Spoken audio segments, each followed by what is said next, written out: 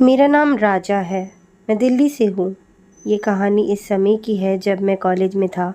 उसी समय मेरे घर के बगल वाले घर में एक नया परिवार रहने के लिए आया। एक दो दिन बाद पता चला कि उस परिवार में एक भैया हैं जो किसी कंपनी में काम करते हैं। उनको अपने काम से कई बार शहर से बाहर भी जाना होता था। उनके घर में उसके माता पिता, एक छोटी बहन, उनकी बीवी रहते थे। मैं सुबह ही अपने कॉलेज निकल जाता था, फिर सीधे शाम को ही घर आ जाता था। सिर्फ परिवार को ही बगल के परिवार से मेरी बातचीत होती थी, वह भी सिर्फ अंकल आंटी से। इसी तरह लगभग 2-3 महीने बीत गए। एक शाम को माँ ने बोला, बेटा पड़ोस की आंटी आई थी, वो तुमको पूछ रही थी। मैंने पूछा उनको क्या काम था? तो माँ बोली, वह सब मुझे नहीं पता, तो उनके घर जाकर ही पूछ ले। मैं शाम को आंटी के घर गया और उनके घर की घंटी बजाई। एक दो बार घंटी बजाई पर कोई भी नहीं निकला। मैं जैसे ही वहाँ से जाने को हुआ तो अंदर से आवाज़ आई, आती हूँ। एक पल बाद जब दरवाज़ा खुला तो मैंने देखा कि एक बहुत ही सुंदर औरत खड़ी थी। वह लगभग मेरी ही उम्र की थी। मैं जैसे ही कुछ बोलने जा रहा था, वह सामने से बोल पड़ी, आप राजा हो ना? मैंने हाँ में सिर हिलाया। भाभी बोली, मुझे माफ़ कर लीजिए, दरवाज़ा खोलने में थोड़ी देर हो गई क्योंकि अभी अभी मैं नहाकर सीधे बाथरूम से आ रही हूँ। मैंने पूछा, आंटी आपने मुझे क्यों बुलाया था? तो भाभी बोली, आज मेरी ननंद का जन्मदिन है और शाम को एक छोटी सी पार्टी है। मैं बोला, इसमें मैं आपकी क्या मदद कर सकता हूँ? भाभी मुस्कुराते हुए बोली, तुम अंदर भी आओगे या सारी बातें दरवाजे पर ही करोगे? मैं आपके साथ अंदर आ गया। घर में उसके सिवा और कोई नहीं था। मैंने पूछा, घर में कोई नहीं है क्या? उसने बताया, हाँ, मेरे ससुर कुछ सामान लेने के लिए बाजार गए हैं और मेरी ननंद स्कूल गई है। मेरे पति तो हमेशा की तरह आज भी बाहर गए हैं। मैं बोली, तुम बैठो, मैं तुम्हारे लिए चाय बना कर लाती हूँ। थोड़ी देर बाद भाभी चाय बनाकर ले आई और हम चाय पीते हुए बातें करने लगे। मैंने भाभी से पूछा, आपने मुझे क्यों बुलाया था? तो भाभी बोली, मैं चाहती हूँ कि तुम मेरी ननंद के जन्मदिन के लिए घर सजाने में मेरी मदद करो। मैंने कहा, ठीक है, और फिर हम दोनों अपने अपने काम में लग गए। थोड़ी देर बाद भाभी रसोई में चली गई और मैं घर को सजाने में लग गया। फिर थोड़ी देर बाद अचानक से रसोई से आवाज़ आई, राजा जल्दी इधर आओ। मैं दौड़ कर गया तो देखा कि वह रसोई में गिरी पड़ी थी। मैंने पूछा, अरे भाभी क्या हुआ? उसने बताया, मेरे सामने एक चूहा आ गया था तो मैं भागा और दरवाजे से मेरे पैर में चोट लग गई। मैं बोला, अरे यार कितनी डरपोक हो, अब तो तुम ठीक हो ना? वह बोली, मुझे उठा नहीं जा रहा है, प्लीज़ मेरी हेल्प कर दो ना। मैं भाभी को हाथ से पकड़ कर उठाने लगा। वह करहाते हुए बोली, मैं उठ भी नहीं सकती तो चलने की तो दूर की बात है। तो मैंने भाभी को सहारा दिया।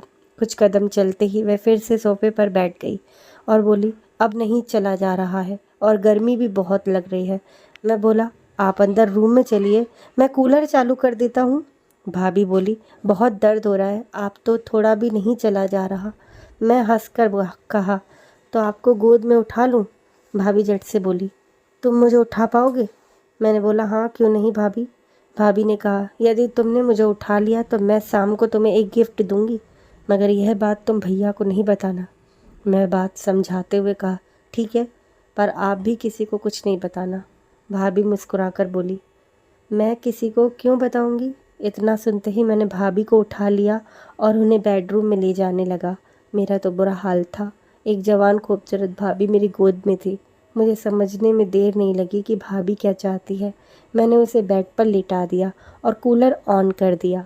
मैंने उससे पूछा, अब बताओ मेरा गिफ्ट कहाँ है? मैं आपको यहाँ तक ले आया हूँ। भाभी हंसकर कहने लगी, शाम को आ जाना, मैं भरपूर इनाम दूंगी। मेरी समझ में आ गया था कि भाभी मुझे क्या इनाम दे सकती है। मैंने भाभी से पूछा, आपकी चोट कैसी है? भाभी बोली, हाँ अभी दर्द है, उस अलमारी में बाम रखी है, थोड़ा ला दो तो मैं उसे लगा लूँ। मैं तुरंत बाम ले आया और बोला, भाभी मैं लगा दूँ? भाभी बोली, मैं खुद ही लगा लूँगी। भाभी ने मेरे सामने ही अपनी साड़ी उठा दी और बाम लगाने लगी। आप समझ ही सकते हो उस वक्त मेरा क्या हाल हो रहा होगा। तभी भाभी बोली, लगता है मेरी कमर में भी चोट आई है, पर मेरा हाथ वहाँ नहीं पहुँच रहा है। मैंने पूछा, भाभी मैं लगा दूँ? भाभी ने बोला, नहीं जाने दो, मैं किसी तरह लगा लूँगी। अगर भैया को पता चल गया कि मैं किसी और से कमर की मालिश करवाई है तो बवाल हो जाएगा। मैं बोला, भैया को कौन बताएगा? मैं तो नहीं बताऊँगा, शायद आप बता दो। भाभी हंसकर बोली, मैं क्यों बताऊंगी।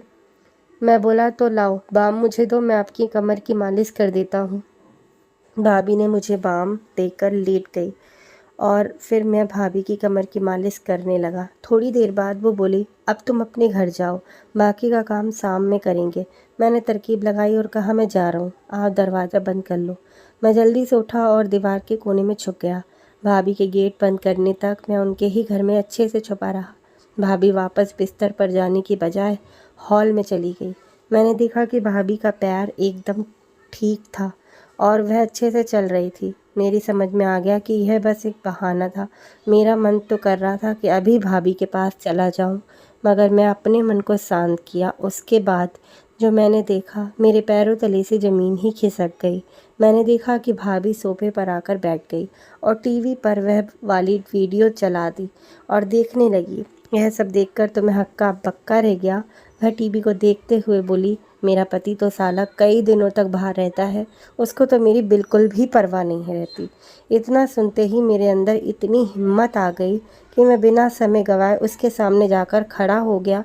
वह मुझे सामने देखकर हक्का बक्का रह गई और टीवी बंद करने लगी। फिर मैंने हिम्मत करके भाभी से कहा कि आप ये क्या देख रही हो। भाभी बोली, क्या कुछ भी तो नहीं देख रही। मैंने कहा, भाभी आप ज़्यादा नाटक मत करिए, मैं सब कुछ देख लिया है। इतना सुनते ही भाभी रोने लगी और कहने लगी, ये सब बातें बाहर किसी को मत बताना, नहीं तो मेरी बहुत बदनामी होगी। मैं आगे बढ़कर उसके कंधे पर हाथ रखते हुए कहा, मैं ऐसा क्यों करूँगा, आप तो मेरी भाभी हैं। मैंने भाभी से कहा, भैया नहीं है तो क्या हुआ, मैं हूँ ना। मैं उसके आंसू पोंछते हुए बोला, जो खुशी आपको भैया नहीं दे सकते वह मैं आपको दे सकता हूँ। भाभी हड़बड़ाकर पीछे हट गई और बोली, नहीं ऐसा नहीं हो सकता। मैंने कहा, भाभी जब आप कमरे से बाहर आई तो आप बिल्कुल ठीक थी। मैं जानता हूँ कि आपने वह सब जानबूझकर किया था। भाभी मेरी बात सुनकर अपनी नज़रें नीचे कर ली और मैंने कहा, भाभी सोच लो, आपका पति महीने भर बाहर रहता है, आपका भी मन करता होगा ना, मैं आपको वह खुशी दे सकता हूँ। भाभी बोली, किसी को बताओगे तो नहीं। मैं खुश होते हुए बोला, अरे भाभी आप बिल्कुल भी चिंता मत कीजिए, यह बात हम दोनों के अलावा किसी को पता नहीं चलेगी।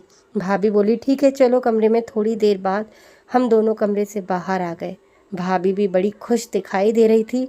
फिर थोड़ी देर बाद बात करने के बाद मैं अपने घर वापस आ गया। तो दोस्तों, कहानी अच्छी लगी हो तो वीडियो को लाइक करें और चैनल को सब्सक्राइब से करें। धन्यवाद।